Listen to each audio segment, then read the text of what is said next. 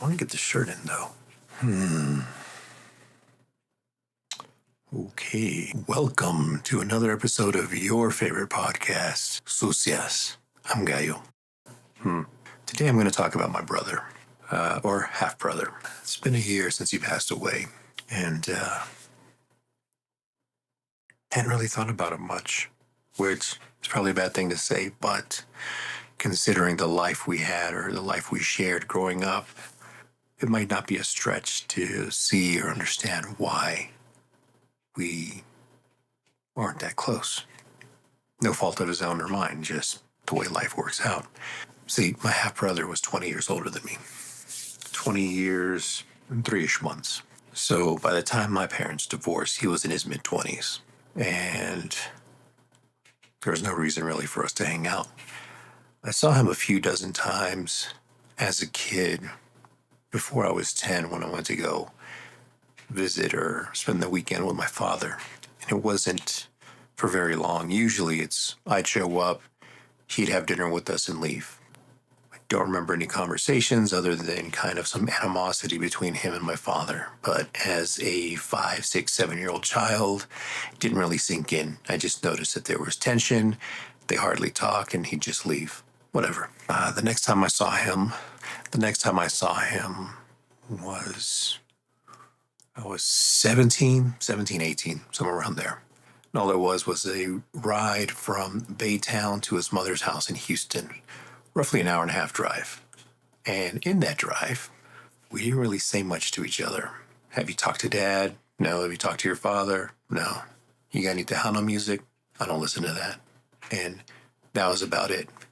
Other than, hey, take this exit up here, make a left, make a right, third house on the left, or whatever it was, but just directions. I don't remember seeing him in my 20s.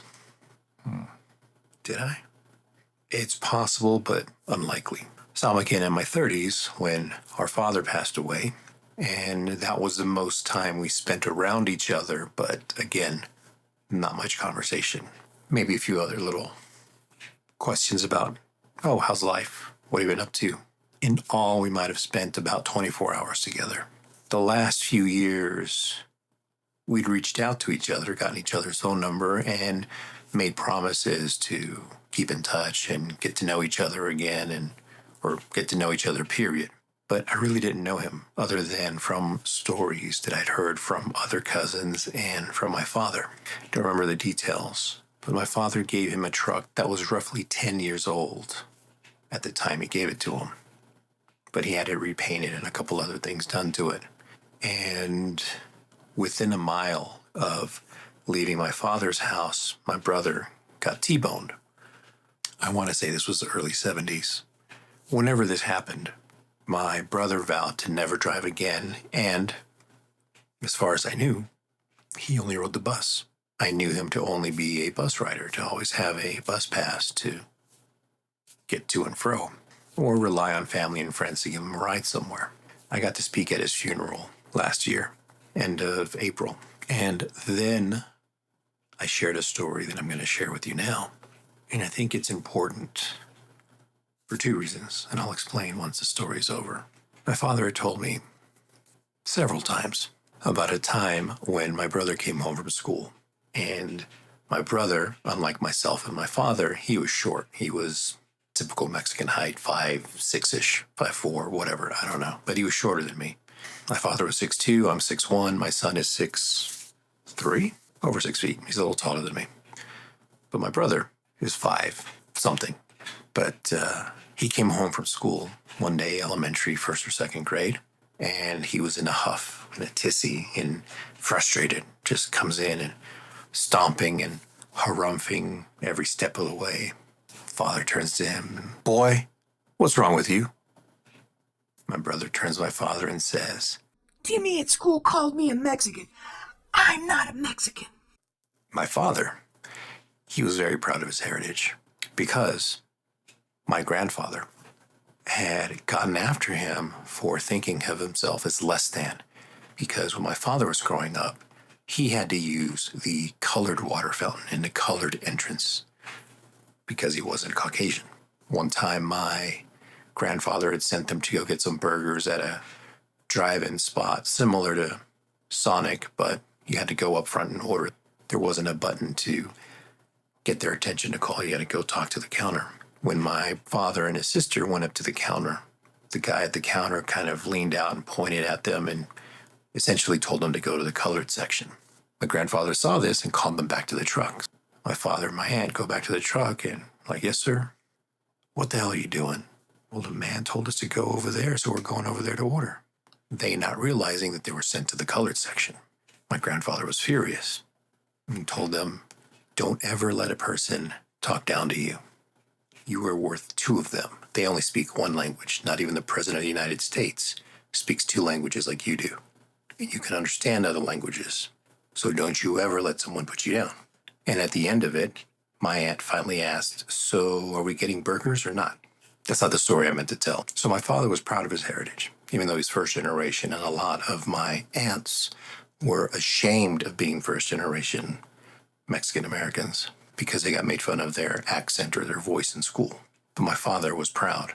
He was proud that he could speak two languages and clearly in both, at any rate. So he was upset that my brother dared to not want to be Mexican. But he's a kid, so he's letting him slide, or he's being nice to him.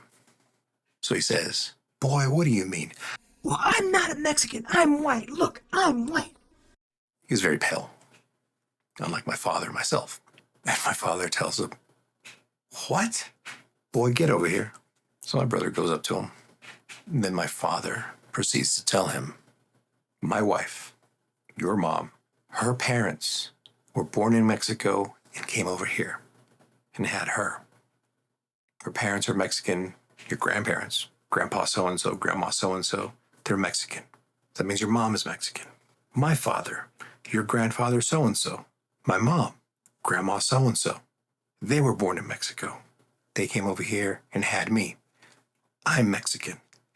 So if I'm Mexican and your mom is Mexican, what do you think that makes you?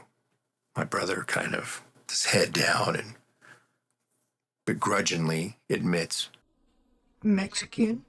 don't you ever forget it. My brother, just unhappy with the facts of life, stomps off closer to the TV, sits down and crosses his arms and just sits there, mad at the world, staring at the TV. A couple minutes go by, turns around and looks at my father and he says, So how long do I have to be a Mexican? not that long, just till you die. Of course, that got a few laughs at my brother's funeral. But what I was trying to get at is that my father had a point. We're not here very long. To a child, of course, 40 years seems like forever. 30, oh my God, you're old. You're ancient at 30. When you get to be 20, yeah, 30 is still kind of old. 40 is definitely old. You wouldn't fuck anybody in their 40s. Unless they look like they were in their 20s or maybe early 30s. When you get closer to 30, you realize 40 isn't that old. In fact, 60 really isn't that old. You're only halfway there at 30. 18 years you were a kid, so really, 60 isn't that far off. My brother was 64. He had just turned 64. He was 64 in 2 weeks. And that's not very long. The point of this isn't just that we're not here for very long, but because of that fact, be a better you. You don't have that long to enjoy your life here. Sure, everybody has problems. Everybody's got bills. And you can choose to be bothered and upset, mad at the world that you've got these problems. Or you can choose to enjoy your life and bury the hatchet with whoever you've got beef with. Because one day you're going to regret not being able to have that conversation with that person. I love you. You are worthy of it. Till next time, besos.